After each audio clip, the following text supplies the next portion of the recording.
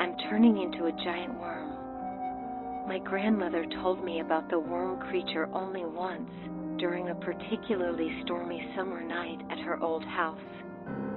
Unlike her usual bedtime stories, this one came with a strange ritual. She checked every window was locked, drew all the curtains, and spoke in whispers so quiet I had to lean in close to hear her words. She described something massive living in the abandoned mine tunnels beneath our town. Not just any creature, but a worm larger than a house with the most terrifying feature, a human-like face frozen in eternal agony. She said it only emerged during the heaviest rains, leaving trails of silvery mucus that glowed faintly in the darkness. The way she described its segmented body, the way it moved through the earth, and especially that tortured face, it was too detailed, too specific to be just another scary story. She had seen it once in her youth, during a storm much like the one raging outside our windows that night. She had been taking a shortcut past the old quarry when something enormous moved in the darkness. The creature had partially emerged from a cave entrance, its pale, glistening body visible for just moments before retreating underground. But those few seconds were enough for her to see its face, a sight that haunted her for the rest of her life.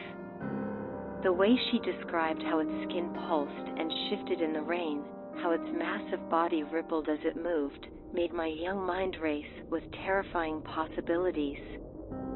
But what struck her most were the eyes on that human face. They held an intelligence, a deep sadness that made her wonder about its origin. She never went near the quarry again and made me promise to stay away from any abandoned mines or tunnels, especially during rainy nights. As I grew older, I filed her story away with other urban legends, those tales meant to keep children from wandering into dangerous places. Sometimes, during particularly heavy storms, I would catch myself looking toward the old industrial district, half expecting to see something massive moving in the darkness. But I never truly believed. Not until 3 weeks ago. My friend called at 2 in the morning, his voice trembling so badly I could barely understand him. He had been walking home from his late shift when he saw something that made him question his sanity. He begged me to come verify what he had seen, swearing he would never ask me for anything again if I did this one thing. The recent heavy rains had left the industrial district slick and glistening under sparse streetlights. When I arrived, he was chain-smoking by his car, hands shaking so badly he could barely light his cigarettes. Without a word, he led me to a narrow passage between 2 abandoned buildings. The smell hit me first, wet earth mixed with something else, something organic and wrong. It reminded me of rotting leaves and stagnant water, but there was an underlying scent I could not identify. My friend pointed to the ground with a shaking hand. There, in the dim light, lay a wide trail of something silvery and viscous, at least 6 feet across. It had a strange, iridescent quality that seemed to catch and hold what little light reached it. He described what he had seen, something massive moving through the passage, its body pale and glistening. He had only caught a glimpse as it disappeared into a large storm drain, but what struck him most was its face. A human face, he said, contorted in an expression of absolute anguish. As he spoke, my grandmother's story came rushing back, every detail suddenly vivid in my mind. But I was an adult now, rational and skeptical. There had to be a logical explanation. To prove it to both of us, I did something incredibly stupid. I reached down and touched the silvery substance. It felt unlike anything I had ever encountered, both slick and slightly sticky at the same time. Without thinking, acting purely on some perverse need to prove this was nothing supernatural, I even tasted a small amount of it. My friend screamed at me to stop. backing away as if I had lost my mind. The substance had a strange, earthy taste that lingered on my tongue. It reminded me of rain-soaked soil and something else, something I could not quite identify. I laughed it off, suggesting it was probably just some industrial chemical or leaked mechanical fluid. He was not convinced, but at least he stopped insisting it was something supernatural. That night, I could not sleep. The taste would not leave my mouth, and my grandmother's story kept playing through my mind. I told myself it was just my imagination working overtime, but deep down, something felt wrong. My skin felt too tight, and I had an overwhelming urge to take a shower, as if I could somehow wash away what I had done. The changes started subtly. At first, it was just an unusual craving for soil. I found myself spending hours in my garden, running my hands through the dirt, occasionally bringing my soil-covered fingers to my mouth before I could stop myself. I told myself it was some kind of mineral deficiency, but deep down, I knew it was something else. Then my skin began to change. It became increasingly sensitive to light, forcing me to call in sick to work and only venture out after sunset. The texture changed too, becoming smoother and developing a slight sheen that I tried to convince myself was just excessive sweating. When I looked in the mirror, my reflection seemed slightly distorted, as if my features were somehow softer, less defined.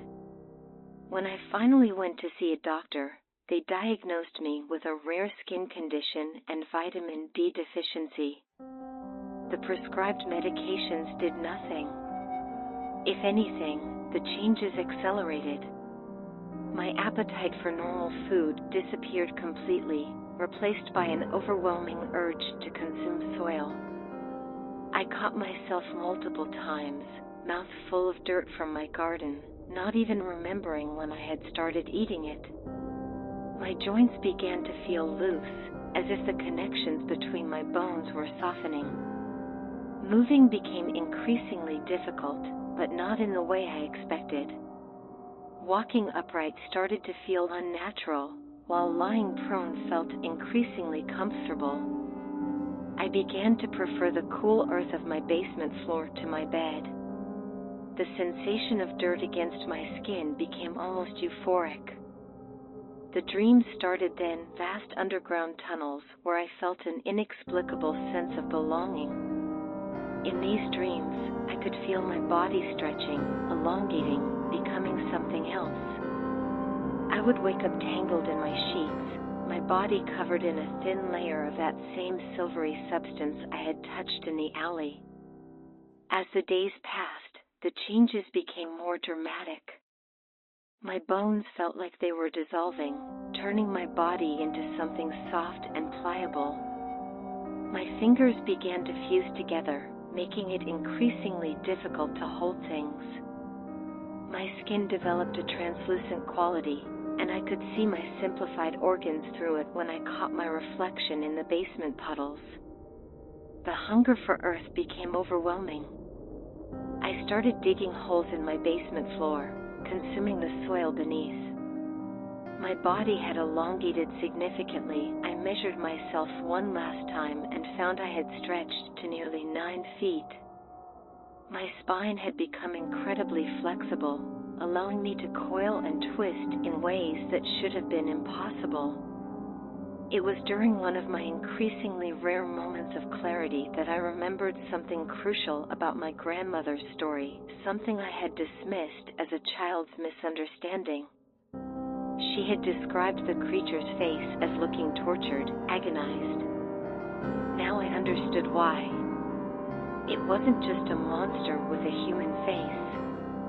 It was someone like me, transformed but still partially aware, trapped between forms with just enough humanity left to understand what they had become. The realization hit me hard. That massive creature she had seen, the one that had terrified her so much it had once been human. Just like I was human. just like I was changing. The face she had seen wasn't just resembling a human's, it was the last remnant of someone's humanity, preserved in their new form as a horrible reminder of what they once were. I tried to warn my friend, calling him one last time, but my voice had changed so much he didn't recognize me. My words came out slurred and wet, my tongue no longer shaped for human speech.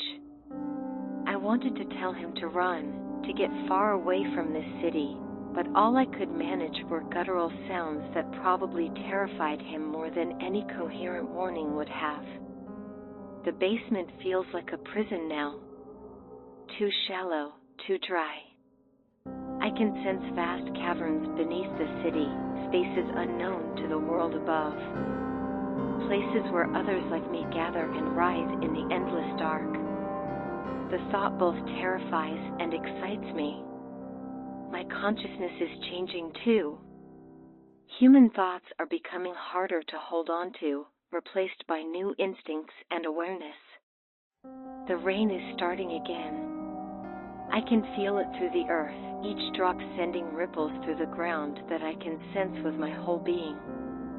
The others are moving too, stirring in their deep places. Soon they will emerge, seeking new victims, spreading their condition. And soon I will join them. My skin has split in several places, but there is no blood anymore. Only that silvery fluid seeps out, marking my path like a snail trail. The scent of it triggers something primal in what remains of my brain. It smells like home, like belonging, like the deep earth where I know I must return. The transformation has reached my face now. My features are melting, rearranging. My nose and ears have already disappeared into the increasingly smooth surface of my head. My mouth has changed the most. It has become something else, something designed for burrowing, for consuming earth, for sensing chemicals in the soil. I think about my grandmother now, about how she must have felt seeing that creature in the quarry. Did she realize what she was really looking at? Did she understand that she was seeing someone's final transformation?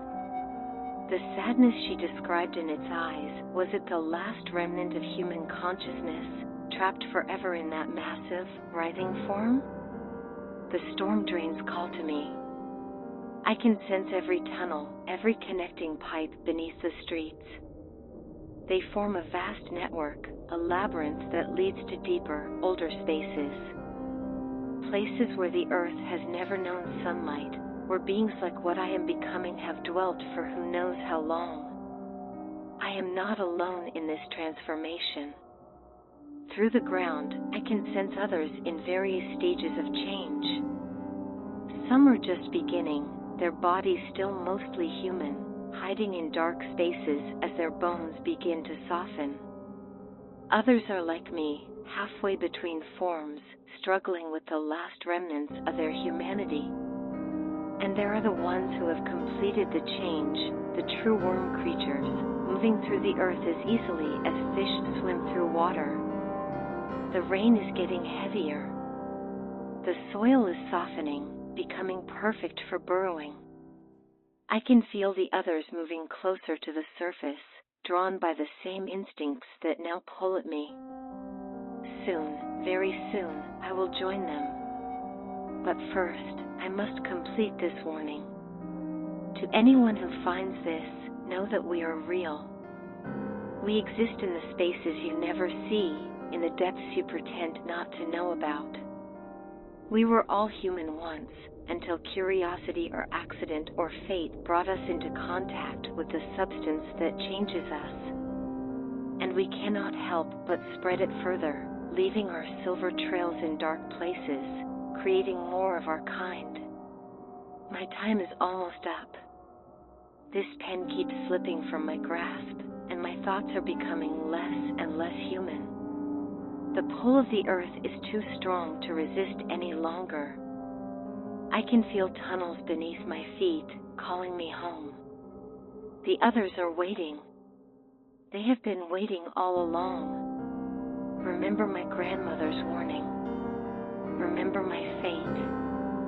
And if you see something massive moving in the darkness on a rainy night, if you spot a silvery trail leading into the shadows, run.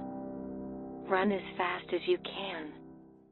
Because what you're seeing isn't just some monster, it's what's left of someone like me, someone who made the same mistake I did.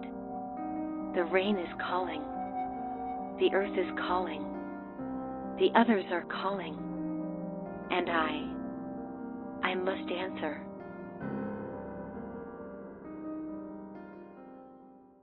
Thank you for staying with me until the end. If this story resonated with you, please leave a like, it really means the world to me. Subscribe and turn on notifications if you'd like to join me for more original tales. And I always love reading your thoughts and experiences in the comments, they truly inspire our next stories. See you in the next one.